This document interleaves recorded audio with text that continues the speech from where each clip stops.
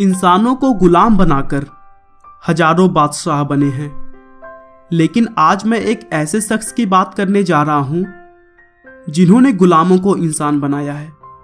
जी हां दोस्तों, मैं बात कर रहा हूं समानता के प्रतीक कहे जाने वाले महापुरुष भारत रत्न डॉक्टर बाबा साहेब भीमराव अंबेडकर की, जिन्होंने इस देश का संविधान बनाया, गरीब, दलितों और महिलाओं को उनका हक दिलाया और समाज के उन सभी कुरीतियों को खत्म कर दिया जो इंसान के हित में नहीं थे।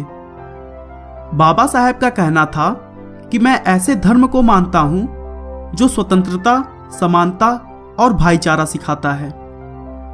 लेकिन पूरे देश के लिए इतना कुछ करने वाले महापुरुष ने शुरुआती दिनों में अपनी नीची जात को लेकर समाज द्वारा किए गए अत्याचारों को जितना झेला है, शायद ही उनके अलावा कोई होगा जो उन अपमानों को भूलने के बाद आगे बढ़ते रहने की सोच रखता होगा। चलिए दोस्तों, यूं पहेलियों में बात करने से अच्छा है कि बिना आपका समय खराब किए हम बाबा साहेब के जीवन को शुरू से थोड़ा डिटेल में जानते हैं।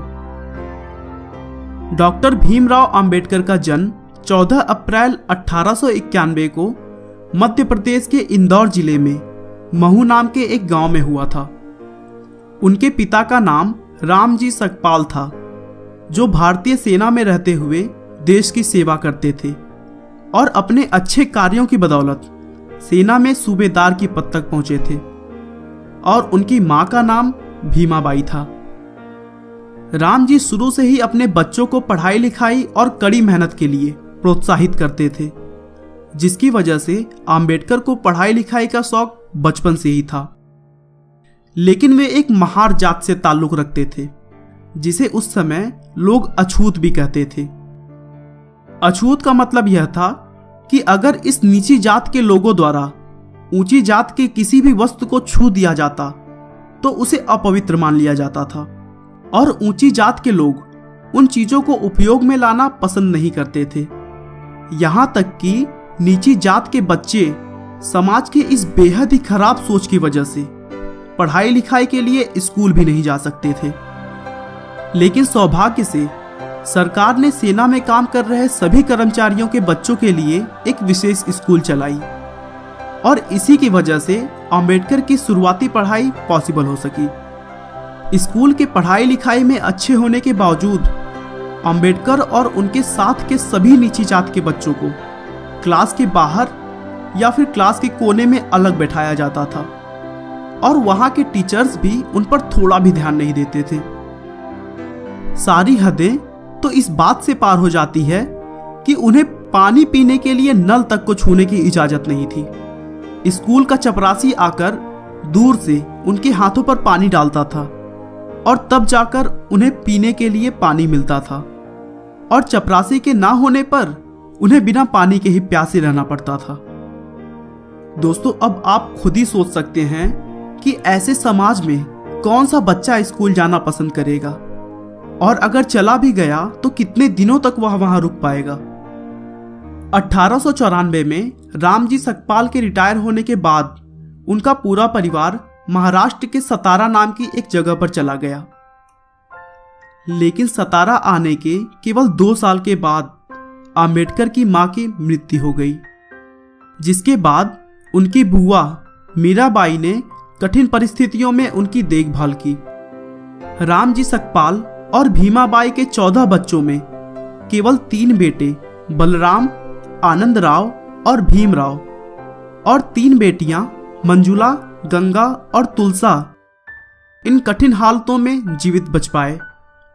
और अपने भाइयों और बहनों में केवल भीमराव अंबेडकर ही समाज को अनदेखा करते हुए पढ़ाई में सफल हुए और फिर आगे की पढ़ाई जारी रख सके। 1897 में अंबेडकर ने बंबई के एल्फिंस्टन हाई स्कूल में एडमिशन लिया, और उस स्कूल में छोटी जात के सबसे पहले छात्र बन गए। 1907 में अंबेडकर ने अपने हाई स्कूल की परीक्षा पास की, जिस सफलता से उनके जात के लोगों में एक खुशी की लहर दौड़ गई, क्योंकि उस समय हाई स्कूल पास होना बहुत बड़ी बात थी। और वो भी एक अछूत का पास होना तो आश्चर्यजनक था। इस सफलता के लिए अर्जुन केलुस्कर ने अंबेडकर को अपनी लिखी हुई किताब गौतम बुद्ध की जीवनी पुरस्कार के तौर पर दी। दोस्तों बता दूं कि श्री केलुस्कर एक मराठा जाति के विद्वान थे। उसके बाद से अंबेडकर ने पढ़ाई लिखाई के क्षेत्र में सभी रिकॉर्ड्स को तोड़ते हुए 1912 में इकोनॉमिक्स और पॉलिटिकल साइंस में अपनी डिग्री प्राप्त की और फिर 1913 में स्कॉलरशिप प्राप्त करते हुए पोस्ट ग्रेजुएशन के लिए अमेरिका चले गए और फिर वहां कोलंबिया यूनिवर्सिटी से 1915 में एमए की डिग्री ली। फिर अगले ही साल 1916 में उन्हें उनके एक रिसर्च के लिए पीएचडी से सम्मानित किया गया। इस रिसर्च को उन्होंने एक किताब evolution of provincial finance in British India के रूप में प्रकाशित किया। अपनी डॉक्टरेट की डिग्री लेकर सन 1916 में अंबेडकर लंदन चले गए, जहां उन्होंने लंदन स्कूल ऑफ इकोनॉमिक्स में कानून यानी लॉ की पढ़ाई और अर्थशास्त्र में डॉक्टरेट की तैयारी के लिए अपना नाम लिखवा लिया। लेकिन अगले ही साल स्कॉलरशिप खत्म होने के चलते मजबूरन उन्हें अपनी पढ़ाई बीच में ही छोड़कर भारत वापस लौटना पड़ा। उसके बाद भारत आकर उन्होंने क्लर्क और अकाउंटेंट जैसी कई सारे जॉब की। फिर 1920 में अपने बचाए हुए पैसे और दोस्त की मदद से फिर से इंग्लैंड चले गए, जहां 1923 में उन्होंने अपना research problem of the rupee या हिंदी में कहें तो रुपए की समस्या को पूरा किया और फिर उन्हें लंदन यूनिवर्सिटी द्वारा डॉक्टर ऑफ साइंस की उपाधि दी गई। उसके बाद से उन्होंने अपना पूरा जीवन समाज की सेवा में झोंक दिया। वे भारत के स्वतंत्रता के कई सारे अभियानों में शामिल हुए। दलितों की सामाजिक आजादी और भारत को एक स्वतंत्र राष्ट्र बनाने के लिए उन्होंने बहुत सारी किताबें भी लिखी, जो पूरे समाज में बहुत ही प्रभावशाली साबित हुई।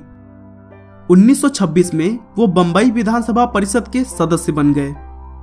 13 अक्टूबर 1935 को अंबेडकर को सरकारी लॉ कॉलेज का प्रिंसिपल बनाया गया और इस पोस्ट पर उन्होंने 2 सालों तक काम किया।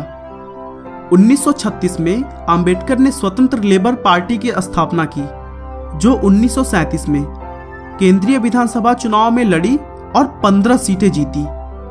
1941 और 1945 के बीच में उन्होंने बहुत सारी विवादित किताबें प्रकाशित की, जिनमें थॉट्स ऑन पाकिस्तान भी शामिल है।